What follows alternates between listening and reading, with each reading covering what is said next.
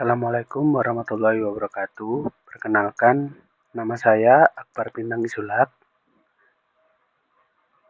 Dan di sini saya akan menjelaskan tentang penetapan konteks ISO 31000 manajemen risiko.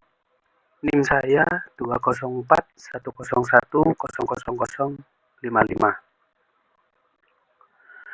Sebuah standar yang dibuat oleh ISO sebagai langkah antisipatif untuk membantu perusahaan dalam upaya mengurangi risiko kerugian yang berasal dari berbagai sumber, sehingga menyebabkan perusahaan terjebak dalam masalah dan kerugian besar yang dapat berujung kebangkrutan.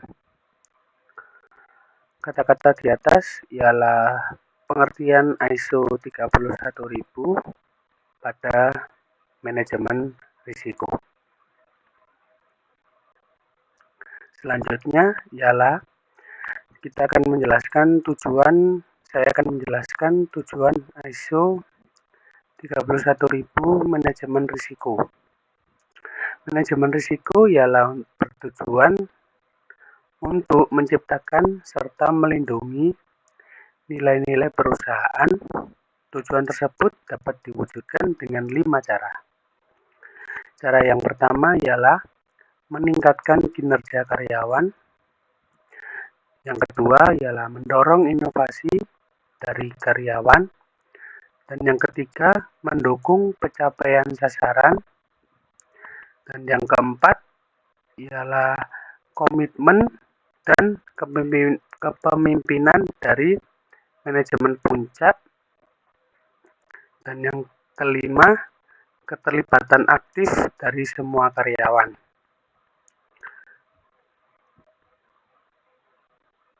Selanjutnya ialah ada gambar manajemen risiko ISO 31000. Di sana terdapat beberapa poin pada gambar tersebut, yaitu pada tujuannya ialah tujuan pada penetapan konteks sendiri ialah agar memperoleh gambaran menyeluruh. Yang pertama untuk parameter dasar, yang kedua adalah untuk ruang lingkup, dan yang ketiga ialah kerangka kerja. Dan pada gambar proses manajemen risiko terdapat penetapan konteks, yang kedua ada monitoring dan review, dan yang ketiga ada penanganan risiko, yang keempat ada komunikasi dan konsultasi, yang kelima ada penilaian risiko, yang di dalamnya terdapat 3 buah bagian, yaitu ada identifikasi risiko, yang kedua analisis risiko, dan yang ketiga evaluasi risiko. Penetapan konteks ISO 31000 manajemen risiko memiliki 4 tahapan. Yang pertama ada tahap konteks internal, dan yang kedua ialah konteks eksternal, yang ketiga tahapan konteks manajemen risiko, dan yang keempat ada konteks penetapan risiko. Yang pertama, saya akan menjelaskan konteks internalnya terlebih dahulu. Konteks internal. Manajemen risiko harus selaras dengan budaya, proses, dan struktur organisasi. Dan yang harus diidentifikasi adalah visi, misi, dan nilai pada organisasi tentunya. Dan yang kedua, tata kelola, struktur organisasi, peran, dan akuntabilitas. Yang ketiga, strategi, sasaran, dan kebijakan persepsi dan nilai pada perusahaan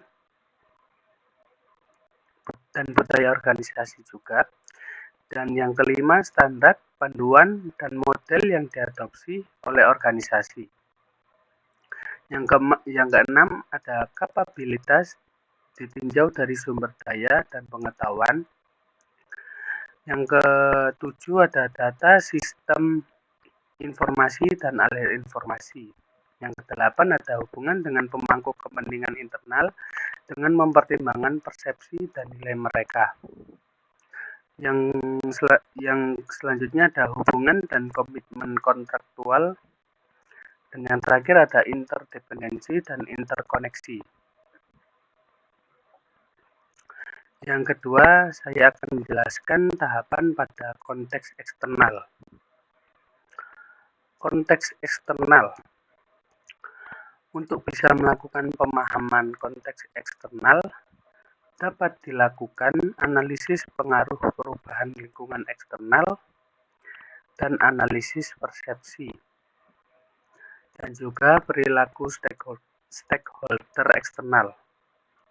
Contohnya ialah faktor sosial, budaya, politik, hukum, regulasi, keuangan, teknologi, ekonomi, dan lingkungan, baik lingkungan internasional, nasional, regional, maupun lokal. Yang kedua, harus mengetahui faktor alam, terutama untuk organisasi yang bergerak di alam, khususnya pertanian. Yang selanjutnya, penggerak dan tren utama yang mempengaruhi sasaran organisasi. Untuk yang selanjutnya ada hubungan, persepsi, nilai, kebutuhan, dan harapan pemangku kepentingan eksternal. Hubungan dan komitmen kontraktual. Dan yang terakhir ada kompleksitas dan dependensi jaringan. Yang ketiga, tahapan konteks manajemen risiko. Konteks manajemen risiko terdapat 5 poin, yaitu yang pertama ada sasaran, tujuan, strategi, dan kebijakan manajemen risiko. Dan yang kedua, lingkungan dan luas cakupan manajemen risiko. Yang ketiga ada sumber daya yang diperlukan. Dan yang keempat ada jadwal waktu penyelesaian. Dan yang kelima ada dokumentasi dan catatan yang harus dibuat. Untuk tahapan yang keempat ialah tahapan konteks penetapan risiko. Konteks penetapan risiko sendiri ialah merupakan langkah setelah menetapkan ruang lingkup dan konteks dalam manajemen risiko. Kriteria risiko sebagai ukuran standar menilai seberapa mungkin risiko terjadi dan seberapa besar dampaknya juga. Organisasi perlu menentukan batasan, jumlah, dan jenis risiko yang dapat atau tidak dapat diterima, sesuai dengan tujuan atau saran mereka.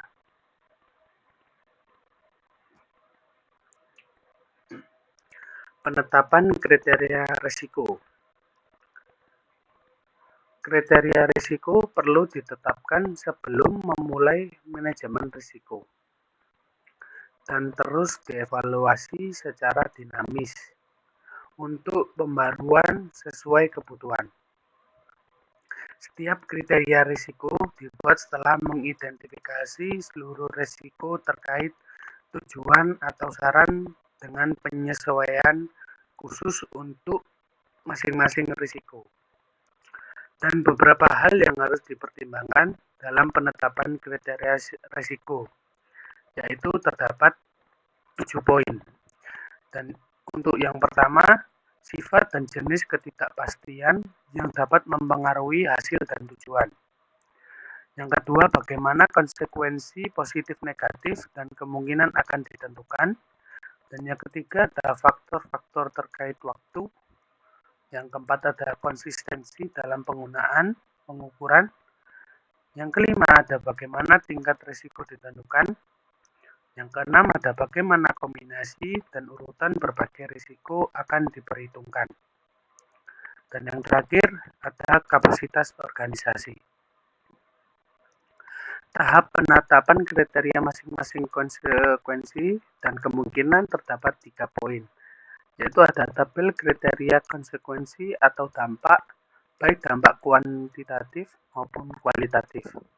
Yang kedua ada tabel kriteria kemungkinan terjadinya risiko. Dan yang ketiga ada menentukan tingkat risiko untuk dilakukan penanganan atau tidak, selera risiko.